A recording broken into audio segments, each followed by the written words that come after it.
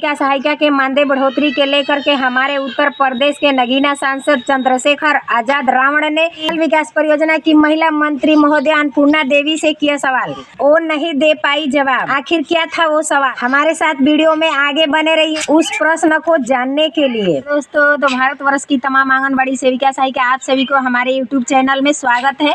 तो बहनों, देखिए, आप लोगों को एक खबर लेकर के आई हूँ, जो खबर को देखने के लिए वीडियो को पूरा देखना पड़ेगा। तो बहनों, आप लोगों से खबर बताने जा रही कि आज के संसद में जो चल रहे हैं प्रश्नोत्तरी सवाल जवाब, वहाँ पर हमारे उत्तर प्रदेश के नगीना सांसद चंद्रशेखर आजाद रावण ने पहुँचे हैं और वहाँ आंगनबाड़ी बहनों के मानदेय बढ़ोतरी के लेकर के वहाँ सवाल खड़ा किए हैं। अन्नपूर्णा देवी से सवाल किए हैं। उत्तर प्रदेश के नगीना सांसद चंद्रशेखर आजाद रावण ने पूछा अन्नपूर्णा देवी से कि हमारे देश भर की 28 लाख आंगनबाड़ी सेविका सहायिका बहनों के सम्मानजनक मानदेय है। आंगनबाड़ी सेविका सहायिका बहनों का सम्मानजनक मानदेय है या नहीं है? अगर नहीं है तो उसके बढ़ोतरी के लिए कोई प्रस्ताव है? तो आइए वीडियो में आगे देखते हैं। श्री चंद्रशेखर जी, माननीय अध्यक्ष जी, धन्यवाद कि आपने मुझे ये प्रश्न पूछने का मौका दिया। मैं मंत्री जी से पूछना चाहता हूँ अध्यक्ष जी, आपके माध्यम से, कि आंगनबाड़ी बहनें बहुत काम करती हैं और ये एक अच्छा विस्तृत कार्यक्रम है। क्या आंगनबाड़ी बहनों के वेतन जो मानदेय उनको मिलता है वो कितना है, और अगर ये सम्मानजनक मानदेय है उसकी भी जानकारी दें, और ये सम्मानजनक मानदेय नहीं है आपके, जब आप इसका उत्तर देंगे तो ये भी बता दें कि क्या उनके वेतन वृद्धि की कोई कार्यक्रम, कोई आपके पास रूपरेखा है, क्योंकि ये काम तो बहुत दिया जाता है लेकिन उस तरह का सम्मानजनक मानदेय सर उनको नहीं मिलता। धन्यवाद सर। अध्यक्ष महोदय, क्योंकि आंगनवाड़ी की जो कार्यकर्ता हैं वो कार्यकर्ता उसी क्षेत्र के होते हैं और उनको 6 घंटे के लिए हम उनसे काम लेते हैं। निश्चित रूप से आज वो बहुत ही बेहतर काम कर रही है और विभिन्न राज्य सरकार भी अलग अलग तरीके से उनसे काम ले रही हैं। तो अगर हम देखें तो अलग अलग जो भारत सरकार के माध्यम से भी हम उनको मानदेय देते हैं और समय समय पर मानदेय में बढ़ोतरी भी होती है। मानदेय के अलावे भी हम उनको उनका जीवन बीमा, आयुष्मान भारत के तहत अभी हेल्थ कवरेज स्कीम से भी उनको हमने जोड़ा है और राज्य सरकार के द्वारा भी दिए जाते हैं। तो उसमें अलग अलग राज्य सरकार के द्वारा भी जो राशि दी जाती है, कहीं 15,000, कहीं 10,000, इस तरह से। और आने वाले समय में भी ये नहीं राज्य सरकार महोदय, विभिन्न राज्य जब ये कार्य तो अलग अलग वो टॉप अप देते हैं और टॉप अप के माध्यम से देखेंगे तो विभिन्न राज्यों के इसमें मानदेय एक रूप में नहीं है। हम चूंकि इस प्रश्न से संबंधित नहीं है, हम आपको डिटेल आपको देंगे कि किस राज्य में कितने दिए जा रहे हैं। भारत सरकार समय समय पर 2018 में भी बढ़ाई है और हम जैसा महसूस करते हैं उनको हर तरह की सुविधाएं उपलब्ध करा रहे हैं। श्रीमती संध्या राय।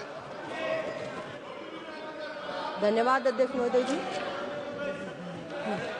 मैं आपके माध्यम से माननीय मंत्री महोदय से पूछना चाहती हूँ, महिलाओं और बच्चों को पोषण संबंधी लाभ मिले, उस दिशा में हमारी सरकार की पहल है कि हर आंगनवाड़ी केंद्रों पर या आसपास सरकारी स्कूलों में या पंचायत की भूमि पर पोषण वाटिकाएं बनाई जाएं, जिससे हमारी महिलाओं और बच्चों को भरपूर पोषण मिल सके।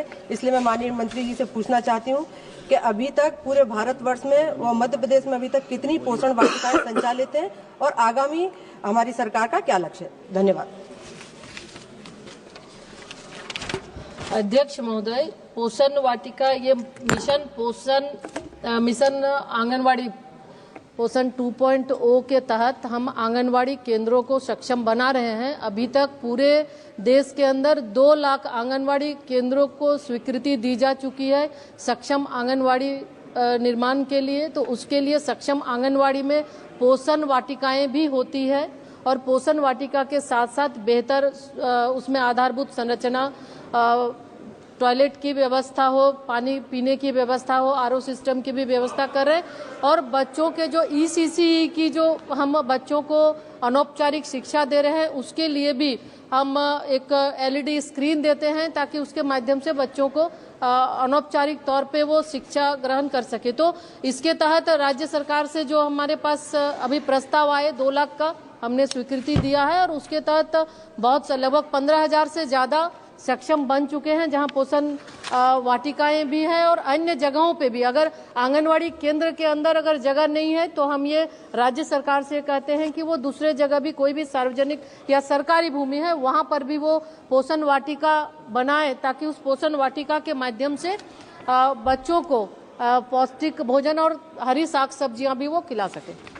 देखिए, हम तो चंद्रशेखर आज़ाद भैया से यही कहेंगे कि आप हमारी सपोर्ट में उठे हैं, इसके लिए बहुत बहुत प्रणाम है। कहेंगे कि भाई आप हमारे लड़ाई को लड़िए और हम लोगों को सम्मानजनक मानदेय दिलवाइए, क्योंकि हम लोग तो केंद्र सरकार को तो बात और दुख दर्द को अन्नपूर्णा देवी जी को समझना चाहिए, क्योंकि हम उन्हीं के हैं। ये तो उठा करके फेंक रही है राज्य सरकार के पाले। ये हम लोगों से सौतेला व्यवहार क्यों कर रही है? क्योंकि तो हम राज्य सरकार से क्या कहे ना कहे, पहले तो हमको केंद्र से सम्मानजनक वेतन मिलना चाहिए, मानदेय मिलना चाहिए। हम यही कहना चाहते हैं कि हम लोगों को जो जन्म दी है केंद्र सरकार, आईसीडीएस का जन्म केंद्र सरकार दी है, तो हम केंद्र सरकार से उम्मीद पहले रखेंगे कि हमारी मांगे पूरी करे केंद्र सरकार, हमारी मानदेय सम्मानजनक करे केंद्र सरकार। हम राज्य सरकार से उम्मीद कैसे रखेंगे? पहले तो केंद्र सरकार से हमें मिलना चाहिए ना, उसके बाद ना हमको राज्य सरकार देगी। राज्य सरकार तो 1500 रुपया देती है,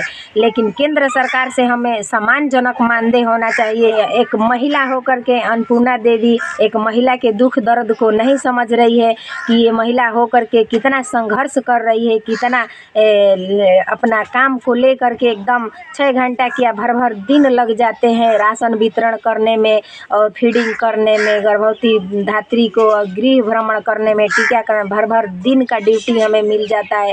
और 6 घंटे क्या रखा है, हम लोग भर दिन ड्यूटी करते हैं।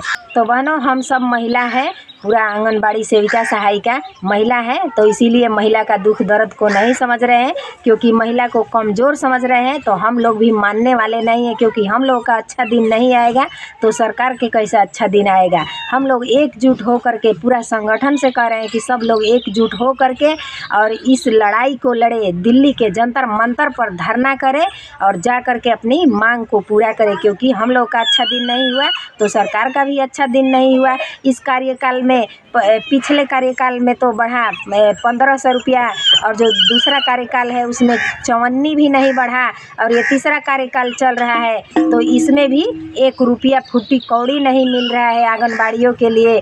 आखिर क्या है आंगनबाड़ी? इनको दुख दर्द को क्यों नहीं समझा जा रहा है?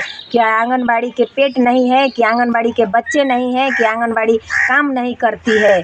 इस बात को आप लोग समझिए और एक होकर के हम लोग जंतर मंतर पर लड़ाई लड़े, तब जा कर के हम लोगों का सम्मानजनक मानदेय मिलेगा। नहीं मिलेगा तो हमारा अच्छा दिन नहीं हुआ तो सरकार का भी अच्छा दिन नहीं रहेगा। तो बहनों, आज के वीडियो में यही ख़त्म करते हैं।